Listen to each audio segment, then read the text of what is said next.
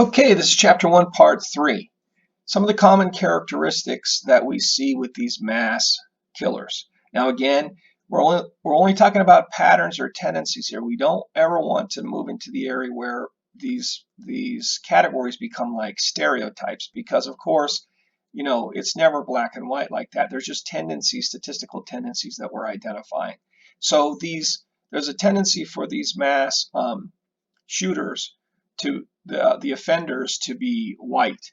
Now it depends a little bit on how you define the uh, the mass shooting, the mass shootings or mass killings, because um, if it's defined as these sort of very public shootings where the victims are seem to be purely random victims, then the offender's more likely to be white in that situation. If you're talking about domestic killings where families are killed, then the percent that's white won't be quite as big.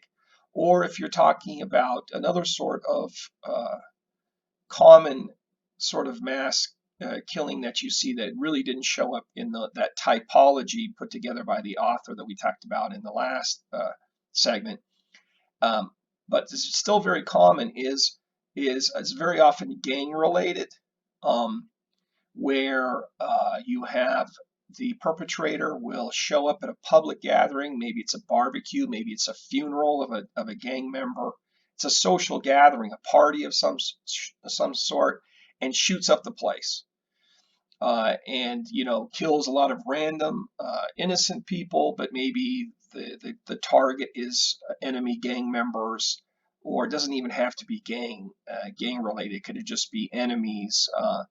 That's a less formal sort of thing than like gangs. Now, if it's that kind of killing, then that's more likely to be perpetrated by poor minority individuals. So it depends on what type you're talking about. But the author here, who's focusing on the high percentage of whites that commit the crimes, is focusing on this sort of random, very public type of mass killing, which I think we're usually thinking of when we think of these mass killers: the school shootings, the really random kind of stuff. Um, so just keep that in mind. It depends a little bit on what type of killing you're talking about. Now, if we're talking about gender, number two there, male, that just about across the board, this is a predominantly male crime. Regardless whether you're talking about the various types, that typology we went over, or whether you're talking about these domestic killings, or you're talking about the gang-related killings, or whatever terroristic types, politically motivated types, across the board, it's about 90% perpetrated by males. So this is very much a crime dominated by male perpetrators.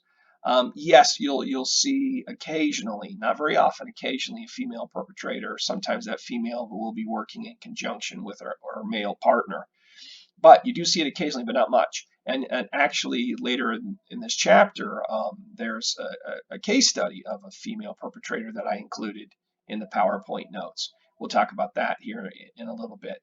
But still, 90+% committed by males. Typically, these killers use weapons. Most of the time nowadays, guns. Not all the time, but vast majority of cases they use guns, and maybe high caliber, very powerful, deadly guns. Ones that have real killing capacity, where they have a lot of high capacity magazines, that sort of thing. Guns that are particularly lethal. So that's the typical, but not again. It's not necessary. It's not 100% of the time. You do see explosives. You do see mass attacks, sometimes with knives or other sorts of weapons. But guns is most what you see most of the time. We can talk about that more later as well. But again, we're just hitting some basic common things that you see. Victims can be targeted or killed at random. Bystanders can be killed as well. And the people, usually if they're killed at random, there's still some, it's not purely random. A lot of times the killers will target some place where there's a type of person who symbolizes an enemy, right? Even though you are not, you have no personal connection to the killer may see you symbolically as the enemy. So, maybe some killer bursts, breaks into a church and starts shooting up a church. He may have a problem with those people who belong to that church, or may have a problem with that church. Um, and so it's not exactly randomly. You may have, so you get what is called a symbolic victim, and I don't think that's mentioned in the textbook. So make sure you get that point, that a lot of these victims they symbolize something that the criminal hates. So it's not purely random in that way, but sometimes you'll get crimes where the killer hates everybody and they don't care who they kill as long as it's a human. They want to take them out, kind of a thing. So that's pretty random. Um, so they differ on how targeted the victims are and whether you get bystanders caught up in the violence or not. Mass murderers typically give little thought to his or her eventual capture or death. Some are killed by the police, some kill themselves, some surrender without resistance. Typically, ample evidence is available to apprehend the killer. Most of the time, they get caught. If they don't kill themselves, most of the time they get caught. They might get caught at the scene by law enforcement, and they may surrender peacefully. Um, so very, very common to, once they're finished, they'll just sit down and wait for the cops to haul them off. So it depends on the person. You do sometimes see this where you will get engaged violently with the police, have a shootout with the police, and the killer's intention is actually what they call suicide by cop. So you provoke the police to shoot at you, to kill you, because maybe you don't want to kill yourself. You want to kill yourself, but you maybe lack the motivation to pull the trigger on yourself and you want somebody else to do it. So you provoke a fight with the police, hoping that they're going to kill you, take you out, that kind of thing. So again, that the term for that phenomenon is suicide by cop. Many mass murderers are premeditated. Yes, that's typical here, is that a lot of crime, a lot of ordinary street crime is very spontaneous, not well thought out. It's kind of foolish.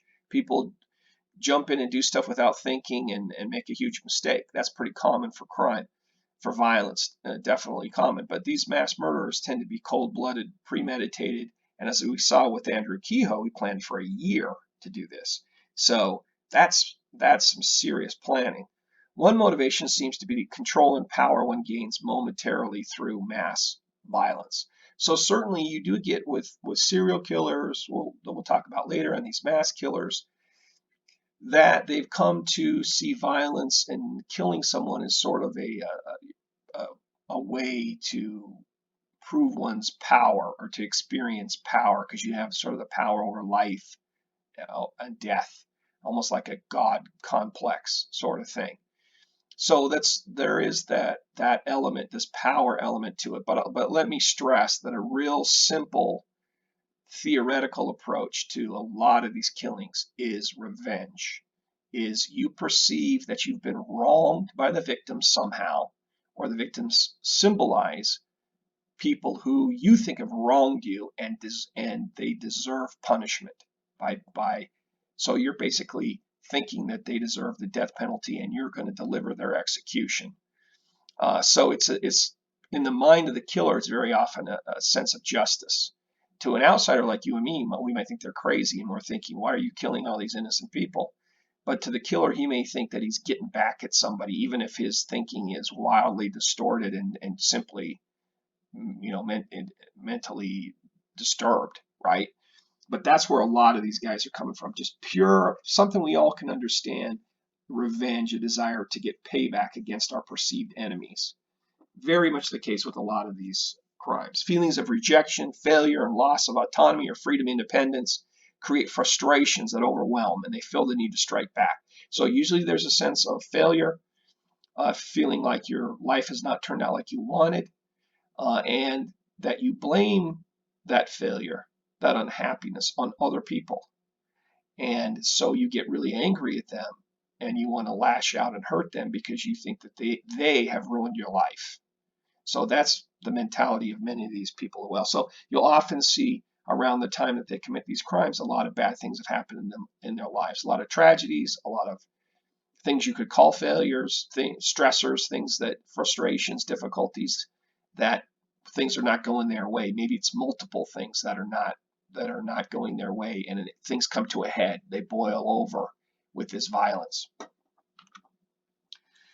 Too many of the killers, the best way to lash out at the society one hates is to kill its most beloved and vulnerable children. So, tragically, a just awful sort of manifestation of crime here is that these killers, as I say, often want vengeance. And what way to punish your enemy better than to not take out the enemy, but to take out the enemy's children, because we know how much people love their kids. So you do occasionally see these school shootings where maybe even a grown-up will go to a school and kill a bunch of kids. And it may be that the motivation for that, or one motivation, is to not so much hurt the kids, but to hurt the parents, to hurt the community that loves these kids so much. So you can tell, look at the depth of the desire for vengeance here. I want to hurt you. What's the best way that I can hurt you? Go after your kids. It's an evil desire for revenge there against innocent people. Often those who kill in the workplace do not attempt suicide and do not evade arrest. So these workplace killer types kind of are pretty common in terms of motivation and how they behave. A lot like many of these mass murderer cases. Plan it out, maybe quite carefully, how they're going to get past security, when's the best time to go, so they're going to get maximum kills. Plan it all out, go to the workplace, shoot it up, and then after that, they might run away, but they won't have a very good plan for how to escape. They're likely to get caught.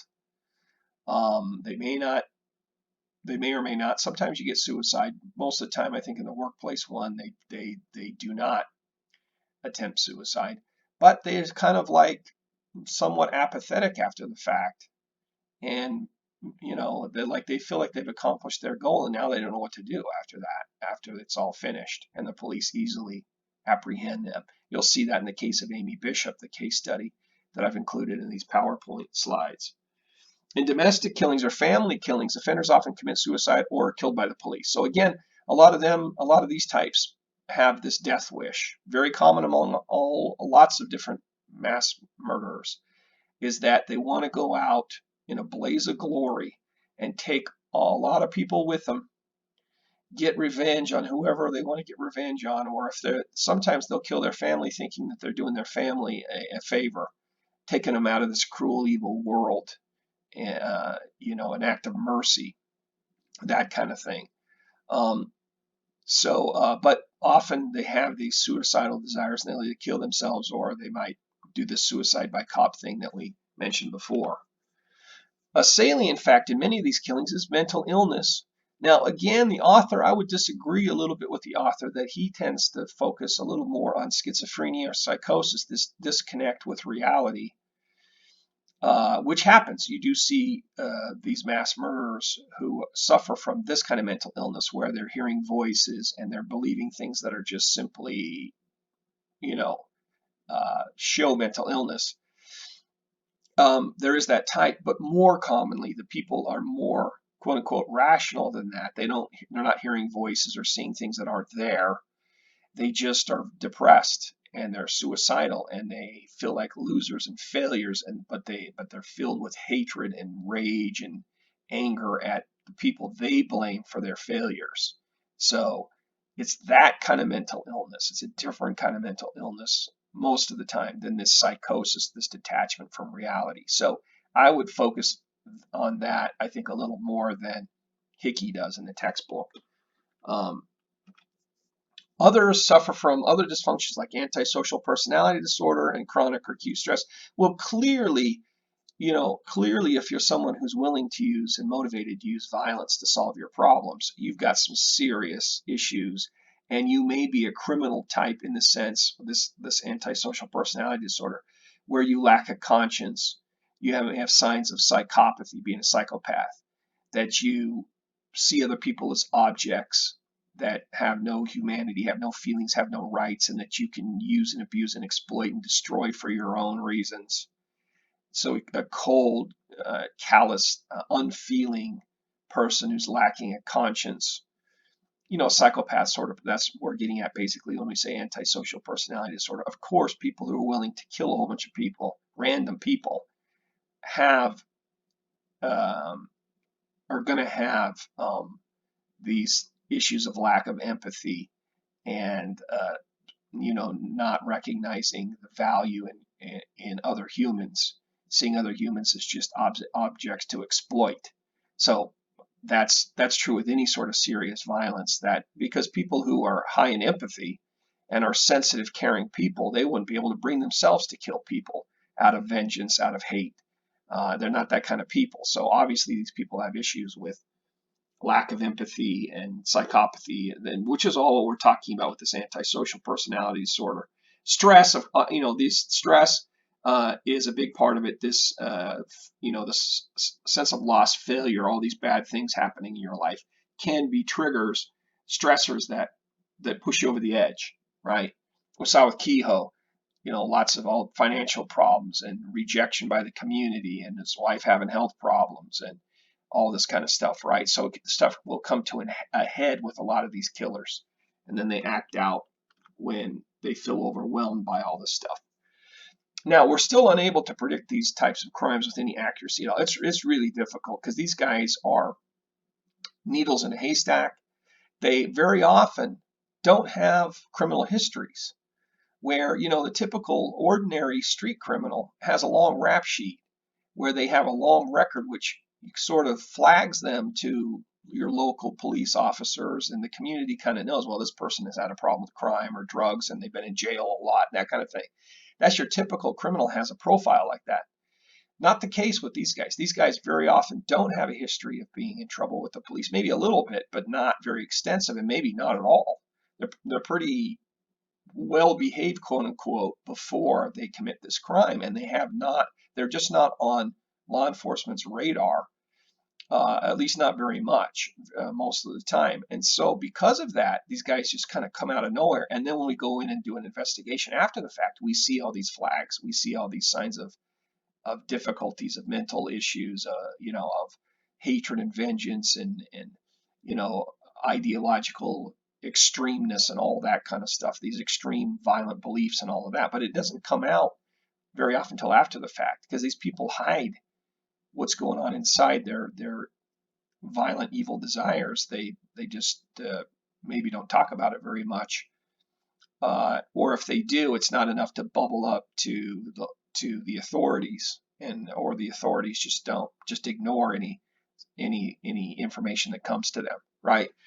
So because of that, this is very tough crime to fight, because you just don't see it coming very clearly. And we have to develop ways to be able to see the red flags better and earlier, so that we can try to prevent these crimes. But it's still a big issue. We have a lot to work on, to learn in this area. Bifurcation, what we mean by that is a minority of mass killing start in one place but ends in some other location. So Kehoe is an example of that. Kills his wife at home, destroys the farm, hops in the car, heads over to the school where he's already planted all these bombs and set things off, and then kills himself and a bunch of others over at the school. That's bifurcation. That's less common. Usually it's in one spot. A guy goes to some public place, shoots the place up, and he's done. But you do get, there's always variations. They're always different. Everybody's kind of different. And so, but this bifurcation you do see sometimes.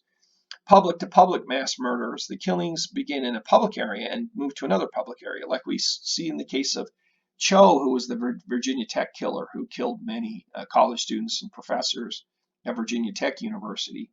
He killed, first of all, a bunch of people in his dorm, and then, but that's a typo there. He didn't wait 2 years. I need to fix that. He just, it was a short period of time, like the same day, but waited a while. I don't know where that 2 years comes from. That's a total typo on my part. And then goes to classrooms because he hadn't satisfied his desire to kill people after he shot up the dorm, and so he just found another convenient place, classroom, wasn't too far away, that he shot up more people, right? So so that's not really that much different from the ordinary mass murder who only kills in one place. This guy just wanted more. And so he's like, well, I'll just go over there in the classroom, and there's a bunch of people over there in class. I'll go shoot that place up. But it was still part of the same crime with the same motivation, hatred for students and teachers in the university and all that kind of stuff, right? So, but again, I'll fix that typo there. That should just be probably 2 hours is what I meant by that. Private to public mass murders, the killers typically murders families or friends before moving to a public location for more killing. So Charles Whitman is an example of that. Kehoe is an example of that. You kill the family first, then you go to a public place and kill a bunch of people. Charles Whitman, which I think we'll cover that case study. Well, I'm not sure. It always depends on how much time we have. Anyway, he killed his wife first and his mother at home, and then went to the University of Texas, Austin, up in the tower there at the center of campus, and shot down and killed and injured all sorts of students and passersby and instructors and all that kind of stuff at the University of Texas in 1966. So that's happened sometimes. That again, and a lot of times they'll kill the family members as to take them with, because they're kind of suicidal and they're taking them with them, or they don't want the family members to have to live with the shame and humiliation of the crime after the fact and after the killer is gone. So sometimes it's done out of hatred and a desire to destroy the family, but sometimes it's in the twisted mind of the killer. It's sort of an act of mercy to take the family members with them. Some murderers kill family members so that they don't have to experience the aftermath of the shooting. So that's just what I was saying. In other cases, the family is the primary target. So sometimes there is hatred for the family and wanting to wipe out the family. And maybe sometimes when that happens, you're doing it because you want a clean slate. You're like, you've got so much misery and entanglements and hatred for family members and relatives that you're going to kill them all so that you can be free. You can be kind of single and unconnected and start over again. That is one motivation you sometimes see for these family killings. One factor that mass murders share with serial killers is that the killings give one a temporary sense of having regained control. So again, the control and power issue, which I think that this author would emphasize and stress probably a little more than I do. Yes, it's a factor, but I think he makes it more central than I would based on the data. Let's stop there. We'll continue on the next section.